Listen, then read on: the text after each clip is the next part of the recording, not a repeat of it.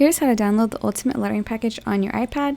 Simply input your email and name and click download now. You should get an email following this, and then you can click on download the care package in your email. And it'll open up the Google Drive folder. Just tap on that zipped icon at the top and click open in, and then just let it export onto your iPad. This will take a couple of seconds. Once the zip is done downloading, click on Save to Files and save it to your folders in your iPad. Once it's been saved, open up your files on your iPad and click on that zipped file. It'll open up the zip file and you can open up that folder.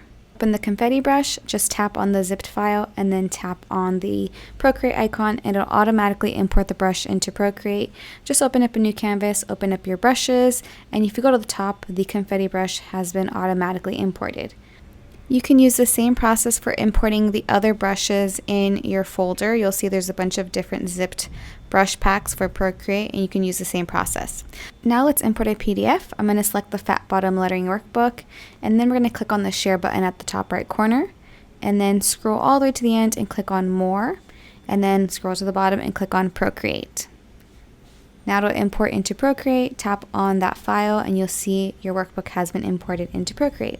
If you have any questions, check out the link in my description, and I'll link the freebies in the description as well.